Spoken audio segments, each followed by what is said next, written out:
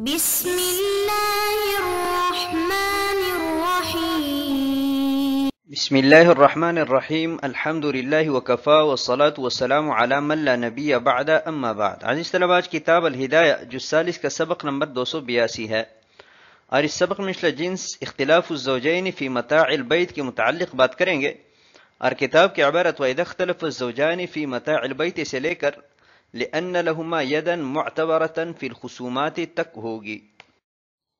آتے ہیں کتاب کی عبارت کی طرف. قال وَإِذَا اخْتَلَفَ الزَّوْجَانِ فِي مَتَاعِ الْبَيْتِ فَمَا يَصْلُحُ لِلرِّجَالِ فَهُوَ لِلرَّجُلِ مَعَ يَمِينِهِ. اور اگر میاں بیوی کے مابین گھر کے سامان میں اختلاف ہو جائے تو جو مردوں کے لائق ہے وہ مرد کے لیے قسم کے ساتھ ہوگا. کالعمامت، جیسا کہ پگڑی، لأن الظاہر شاہد لہ، اس لیے کہ ظاہر اسی کے لیے شاہد ہے. وما يصلح للنساء فهو للمرأة مع يمينها، اور جو عورتوں کے لائق ہے وہ زوجہ کے لیے ہوگا قسم کے ساتھ.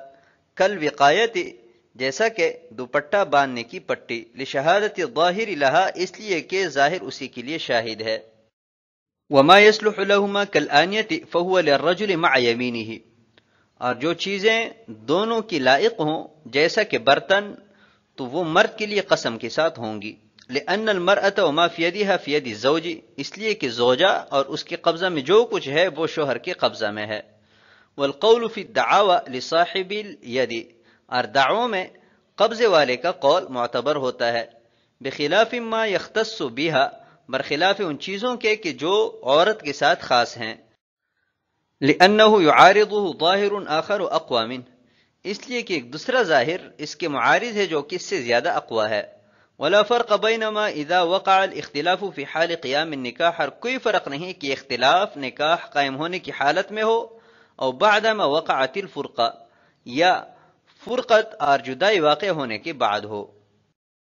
قال وإذا اختلف الزوجان في متاع البيت، اس عبارت میں ذکر کردہ مسئلہ کی صورت یہ ہے کہ میاں بیوی کے مابین گھر کے سامان میں اختلاف ہوا. اب اس جھگڑے کو ختم کرنے کے لیے ہم سامان کی نوعیت کو دیکھیں گے. سامان 3 قسم کا ہوتا ہے. کچھ سامان ایسا ہے کہ جو مردوں کے ساتھ خاص ہے، جیسے کہ مردوں کا لباس ہے، عمامہ وغیرہ. اور کچھ سامان ایسا ہے کہ جو عورتوں کے ساتھ خاص ہے، مثلا سونے کے زیورات ہے، عورتوں کا لباس ہے، دوپٹہ ہے، دوپٹہ باندھنے کی جو پٹھی ہے، اور اسی طرح برقع وغیرہ، جو سامان عورتوں کے ساتھ خاص ہے. اور کچھ سامان ایسا ہے کہ جو دونوں استعمال کرتے ہیں، جیسا کہ گھڑی ہے اور موبائل، گھر کے برتن وغیرہ. تو تینوں میں تفصیل یہ ہے کہ وہ سامان کہ جو مردوں کے ساتھ خاص ہے اس میں شوہر کا قول مع الیمین معتبر ہوگا. اگر وہ قسم اٹھا لے تو وہ سامان اس کو دے دیا جائے گا. اور جو سامان عورتوں کے ساتھ خاص ہے تو اس میں عورت کا قول مع الیمین معتبر ہوگا، اگر قسم اٹھا لیں تو اس کو دے دیا جائے گا. اور جو سامان دونوں استعمال کرتے ہیں تو اس میں مرد کا قول مع الیمین معتبر ہوگا، اگر وہ قسم اٹھا لیں تو قاضی صاحب قسم کی بنیاد پر اس کے لیے فیصلہ کر لیں گے. لأن الظاہر شاہد لہ، جو سامان مردوں کے ساتھ خاص ہے تو اس میں مرد کا قول اس لیے معتبر ہے کہ ظاہر اسی کے لیے شاہد ہے، اور جس کے لیے ظاہر شاہد و مدعی علیہ ہوتا ہے، اور مدعی علیہ کا قول مع الیمین معتبر ہے. اسی طرح جو سامان عورت کے ساتھ خاص ہے اور جو سامان دونوں استعمال کرتے ہیں اس میں مرد کا قول مع الیمین اس لیے معتبر ہوگا کہ عورت اور اس کے قبضہ میں جو کچھ ہے وہ شوہر کے قبضہ میں ہوتا ہے. اور دعووں میں ضابطہ یہ ہے کہ جس کے قبضہ میں چیز ہے اس کا قول مع الیمین معتبر ہوتا ہے، اس لیے کہ ظاہر اسی کے لیے شاہد ہے. بخلاف ما یختص بها، اور جہاں تک اس سامان کی بات ہے کہ جو عورت کے ساتھ خاص ہے تو اس میں عورت کے لیے جو ظاہر شاہد ہے وہ اقوی ہے اس ظاہر سے کہ جو مرد کے لیے شاہد ہے، اور وہ عورت کا اس سامان کے ساتھ مخصوص ہونا ہے. تو اس لیے وہ سامان کہ جو عورت کے ساتھ خاص ہے تو اس میں عورت کا قول مع الیمین معتبر ہوگا. ولا فرق بینما اذا وقع الاختلاف فی حال قیام النکاح، صاحب ہدایہ فرماتے ہیں کہ یہ اختلاف چاہے نکاح قائم ہونے کی حالت میں ہو اور چاہے جدائی واقع ہونے کے بعد ہو، دونوں میں یہی تفصیل ہے کہ جو پہلے بیان کی گئی.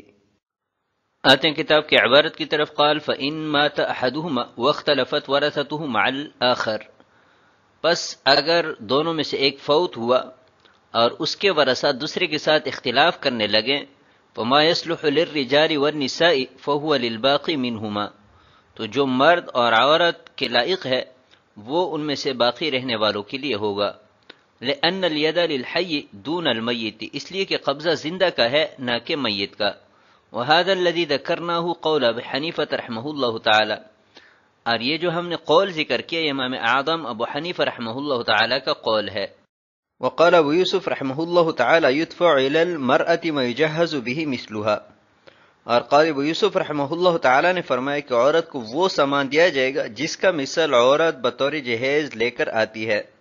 والباقی للزوج مع یمینہ، اور باقی ماندہ سامان شوہر کو قسم کے ساتھ دیا جائے گا. لأن الظاہر ان المرأة تأتی بالجہاز، اس لیے کہ ظاہر یہی ہے کہ عورت جہیز کا سامان لاتی ہے. وہذا اقوی، اور یہ زیادہ قوی ہے. فیبطل به ظاہر ید الزوج، لہذا اس سے شوہر کا ظاہری قبضہ باطل ہو جائے گا. ثم فی الباقی لا معارض لظاہر فیعتبر، پھر باقی ماندہ سامان میں ظاہر کا کوئی معارض نہیں ہے لہذا ظاہر کا اعتبار کیا جائے گا. قال والطلاق والموت سواء، طلاق اور موت دونوں برابر ہے. لقیام الورثۃ مقام مورثہم، کیونکہ ورثاء اپنے مورثین کے قائم مقام ہوتے ہیں. قال فإن مات أحدهما واختلفت ورثته مع الآخر، اس عبارت میں ذکر کردہ مسئلہ یہ ہے کہ میاں بیوی میں سے ایک فوت ہوا، زوجہ فوت ہوئی یا شوہر فوت ہوا، اور جو فوت ہوا ہے اس کی ورثاء زندہ کے ساتھ اختلاف کرنے لگے گھر کے متاع میں، تو دونوں میں سے جو زندہ ہے سارا کا سارا سامان اس کو دے دیا جائے گا، چاہے وہ سامان مردوں کے لائق ہے اور چاہے عورتوں کے لائق ہے. لأن الید للحی دون المیت، اس لیے کہ قبضہ زندہ کو حاصل، ان دونوں میں سے جو زندہ ہے اس کے قبضے کا اعتبار ہے نہ کہ میت کا، لہٰذا نہ تو میت کو کچھ ملے گا اور نہ ہی اس کے ورثاء کو. وهذا الذي ذكرناه قول ابی حنیفہ رحمہ اللہ تعالی، صاحب ہدایہ فرماتے ہیں کہ یہ جو تفصیل ہم نے ذکر کی یہ امام اعظم ابو حنیفہ رحمہ اللہ تعالی کے قول کے مطابق ہے. وقال ابو یوسف رحمہ اللہ تعالی، قال ابو یوسف رحمہ اللہ تعالی کا قول یہ ہے کہ جو سامان عورت بطور جہیز لے کر آتی ہے وہ تو اس کو دے دیا جائے گا، یا اگر وہ فوت ہوئی تو اس کے ورثاء کو دے دیا جائے گا، اور باقی ماندہ جو سامان ہے اس میں شوہر کا قول مع الیمین معتبر ہوگا، اگر وہ قسم اٹھا لے تو اس کو دے دیا جائے گا.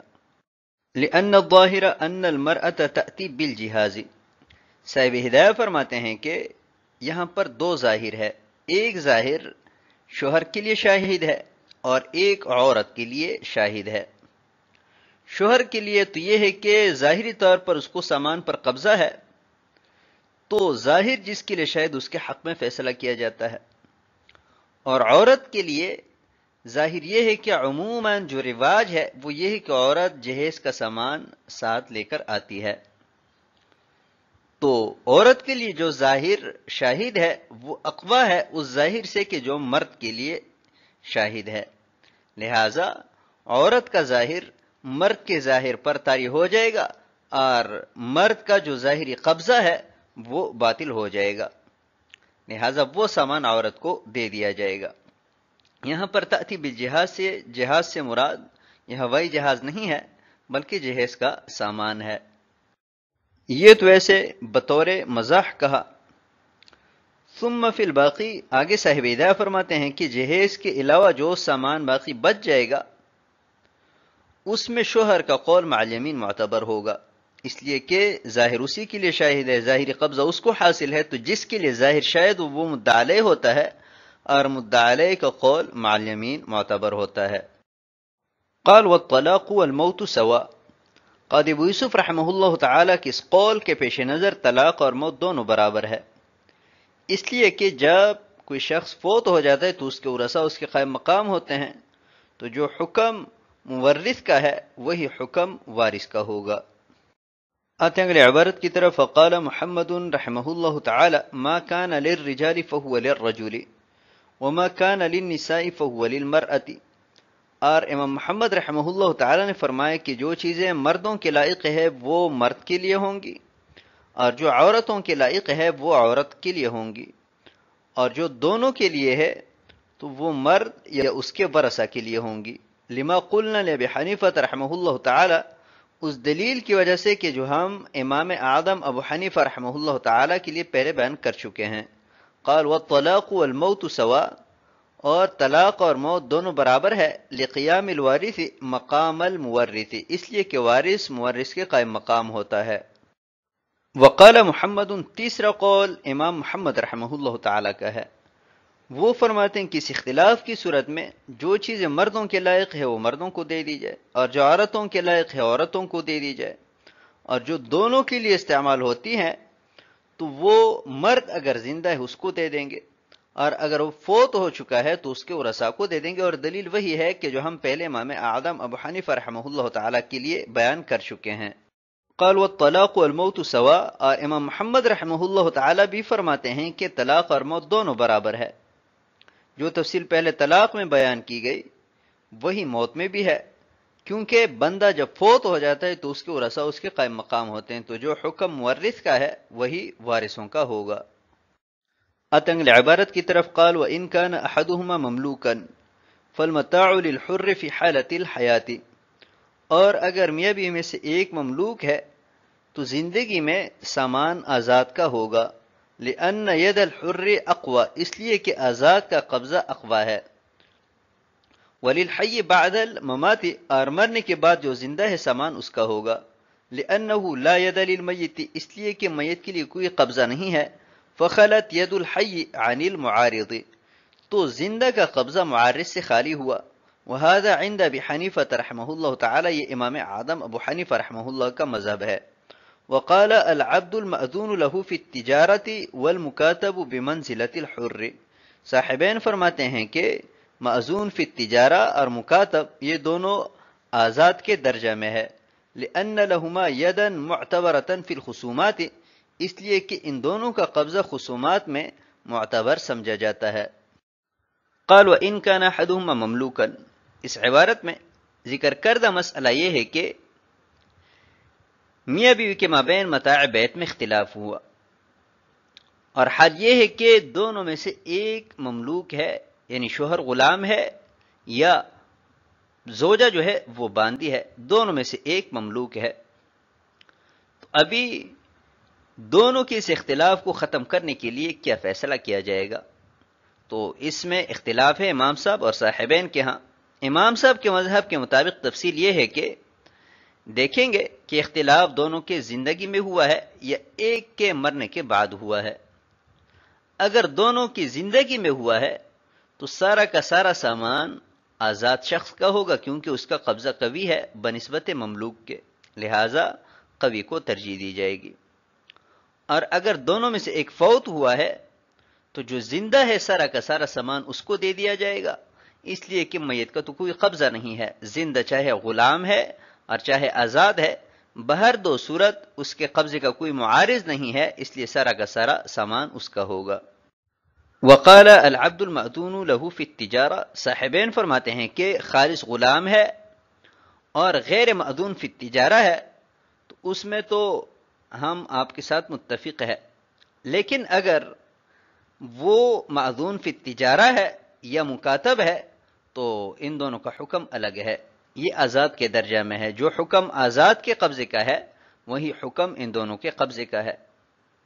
جیسا کہ اگر عبد مأذون اور آزاد شخص کا یا مکاتب کا آزاد شخص کے ساتھ کسی چیز میں اختلاف ہو جائے اور دونوں قابض بھی ہے، قاضی صاحب کے سامنے چلے گئے، دونوں میں سے کسی کے پاس بھی بینہ نہیں ہے تو قاضی صاحب نصف کا فیصلہ کریں گے۔